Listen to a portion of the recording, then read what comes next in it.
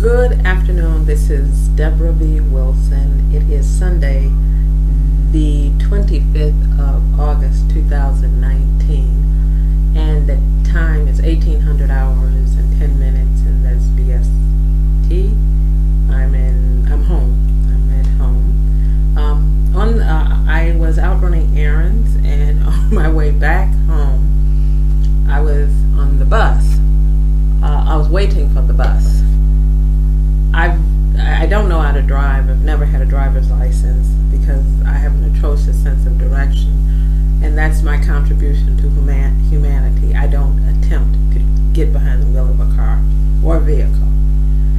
So it's always interesting for me. I've traveled extensively. I'm a globetrotter, and unless I use taxis, which I don't like to do in places I'm not familiar with, I feel like it may perhaps make me too vulnerable to being taken fiscally, so I don't like to do that. So I'm usually relying on public transportation if I can't walk there. So I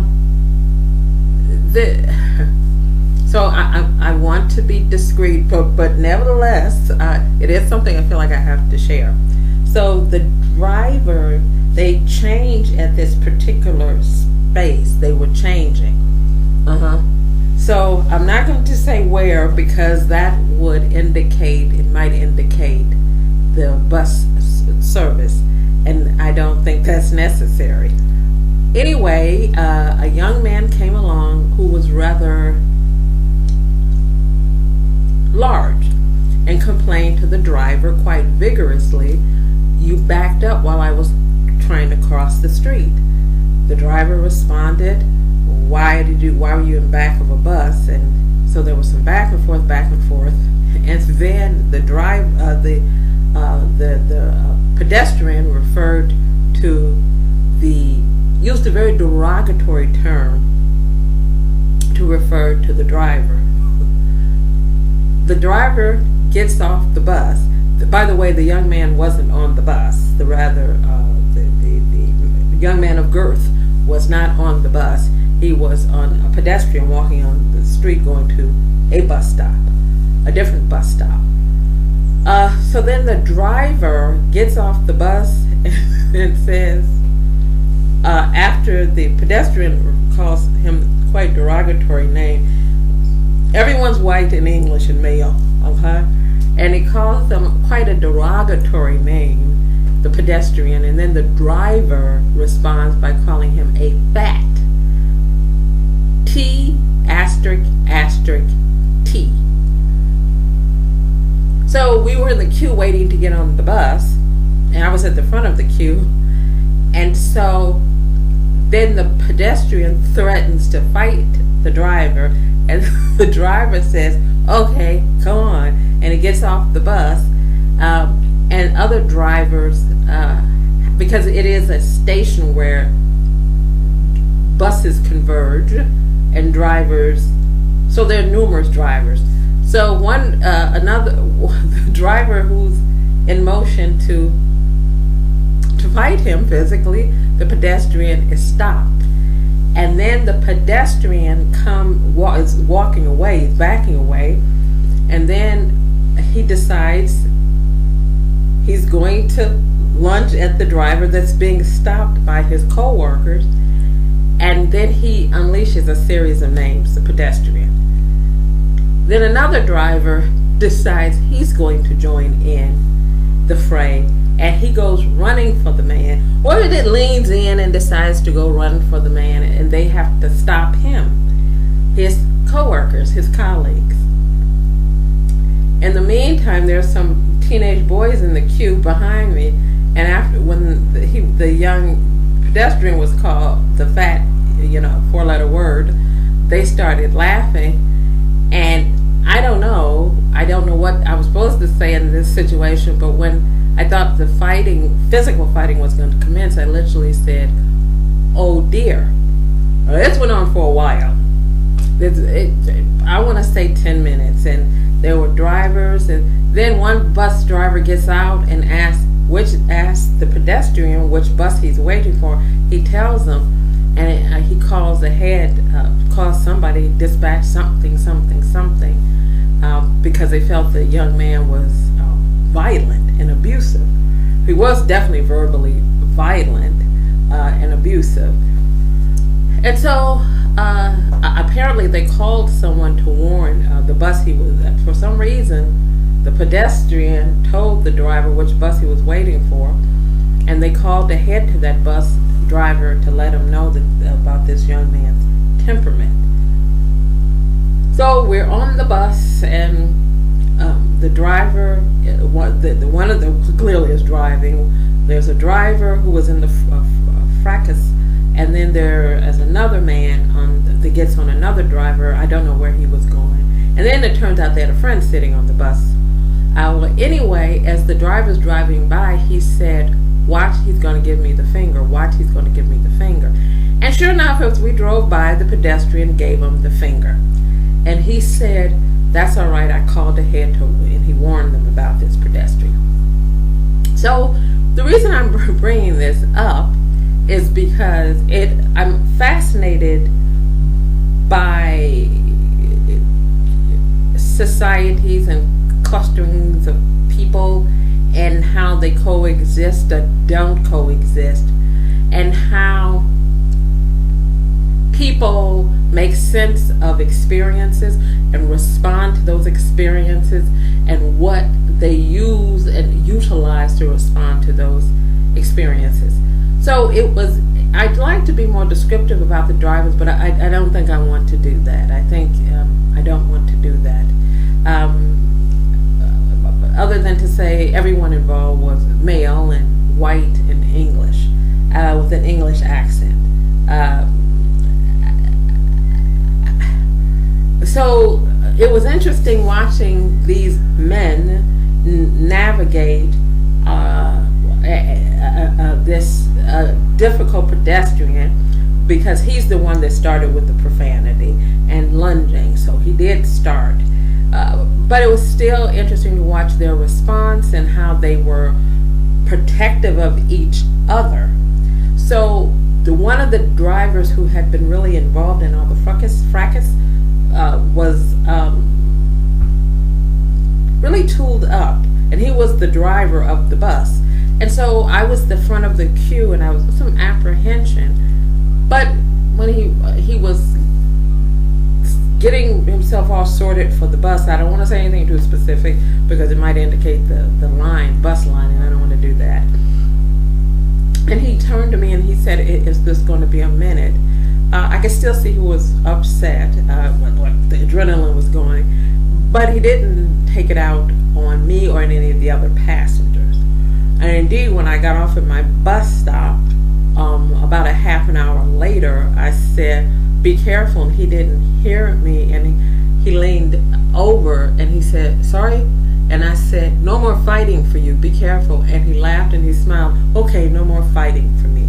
So I'm fascinated how societies, people, communities, families, or companies, how people coexist or not coexist. And again, how people make sense of environments and situations, and when something adversarial occurs or something that people deem as threatening to self, or someone they identify as theirs, what is theirs, what they use, the tools they use at hand, they use to defend self or someone that they consider within their circle, be it biological family or friends or associates, whatever.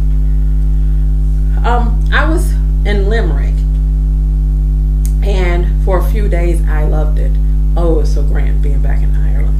And I was telling a woman about my research, the research I was doing, and she asked me if I found, she said, "Oh, that must be exciting." No, for me it's not exciting.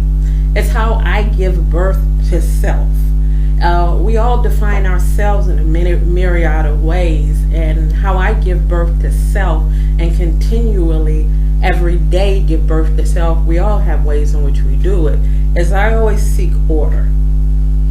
And in England, where I have visited for over a 30-year period, in England,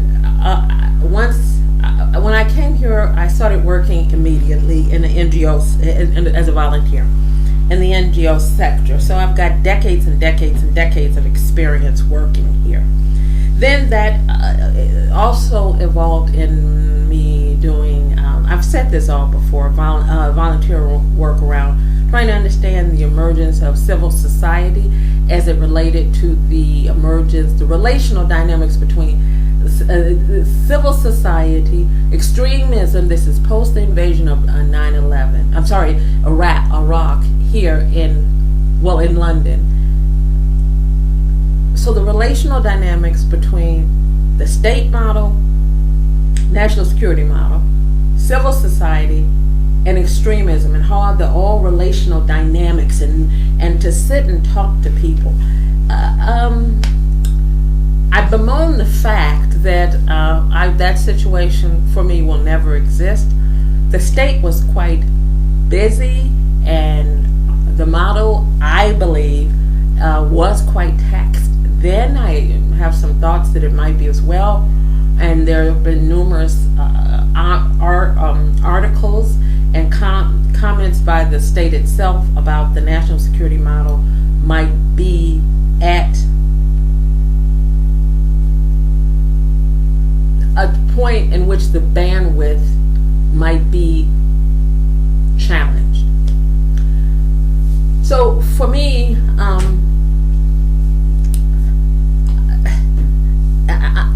it was intellectually rigorous and invigorating and challenging, and also a way to claim a space to see and understand all the pieces. The problem with that, particularly here, anywhere but here, is the relationships here are so binary around security. So if you get along, quote unquote, and have any working relationship with the state, I don't care if it's even as non-traditional as mine was, and that I was sharing my research. It was mine. I was acting autonomously. I told people that I interviewed that my research was being shared with SO15. Nevertheless, things tend to operate on a binary here. So it was always challenging to continue to get people to work with me in terms of making themselves available to be interviewed, because they knew where the research was going to go. I hope in part they were receptive, because I was always ethical and honest and frank with both the people I interviewed and the state. It was a fascinating experience, and again, I bemoan the fact that it ended not in the way I wanted to end, and I can only speak for myself. I certainly didn't want it to end. But my research, when I saw the Fracas, I've mispronounced that word so many different ways. When I saw the Fracas with amongst the men today, I thought about how we view self and what we claim as ours. And I claimed London, England as mine a long time ago. And it's a place I've always thought of as a spiritual home for myself. And because I view religiosity and the Creator as intellect, science, rationality, reason. So for me, I got to exercise all those things. This is a bit of meandering I'm doing. I hope you bear with me. So that there was a place to do that in London, England, and there was a need, definitely a need for the state to hear from civil society, those of us who were not paid. Not that there's anything wrong with people who are paid. I hope to be a consultant here, so I certainly don't think there's anything wrong with that. But the civil society that was autonomous and quite often in opposition to what the state was doing, and challenging the state on why you're doing this, and do you understand the ramifications of what you're doing. that was a marvelous situation to be in. And in addition, I've said it before, and I'm going to say it again. Special branch, as I kept calling them, but there's actually SO15. To see them from a different perspective, to see them thinking and asking questions, for me was quite illuminating and gave me a better understanding of the national security model, and that there were at least some people that wanted to understand. Not saying other people don't, but I knew factually there were some people that wanted to understand the populace they were serving and sought not to hurt that population. I'm not saying some people do want to do that. I'm certainly not saying that, but I'm saying that I factually got the opportunity to work with people that made themselves vulnerable enough to ask for help. And that was amazing. So, this is a bunch of meandering, and I'm aware of that. As I saw that interaction today with the men, it made me wonder and question how we all claim a space and who is ours and who's worth protecting and who do we have to defend and what do we have to defend, and then how do we defend it.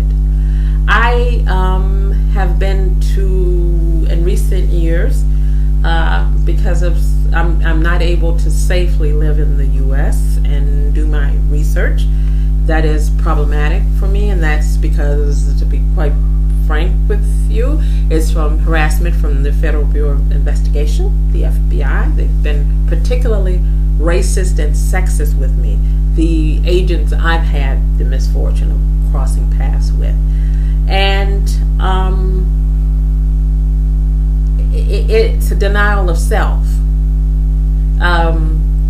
I can't think of any greater insult than to be told by someone that's supposed to be the protector of the Constitution that to stop thinking, and you don't have a right to be concerned about what is a threat to America. So no, that's actually not factually true, and nevertheless it was said to me and said repeatedly. And so not to have the ability to exercise my right to safety and to say to my nation in a paper, in an article, I think you can do better, is problematic and quite painful, actually, in reality, it's quite painful. But that was something I could do here. I could say in this country, as well as Canada, as well as Israel. I said Israel.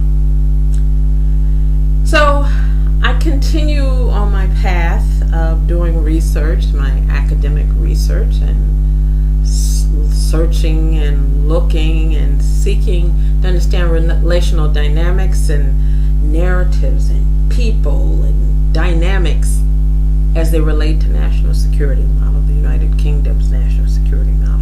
I actually also have an interest in the Canadian national security model, and Israel's. And I have a specific interest in Israel's national security model and the intersection of the United Kingdom's national security model, which I think is quite fascinating and bears fruit for further exploration. So it's on a Sunday. It is hot as Hades out there. My goodness gracious, is it hot. So this was a quick video, not so quick, just doing some opining and thinking. It's all born from the fight that I saw, the verbal jostling about, with a great deal of profanity. I'm so proud of myself. I didn't repeat it, actually. It's a great deal of profanity going back and forth. So, but it spawned the question of who we are, how do we connect with each other, and what does it say, and what do we do to give voice to the ways in which we connect with each other. So this is Debra V. Wilson. I am home. It is how out there. And I'm going back to my writing. Thank you.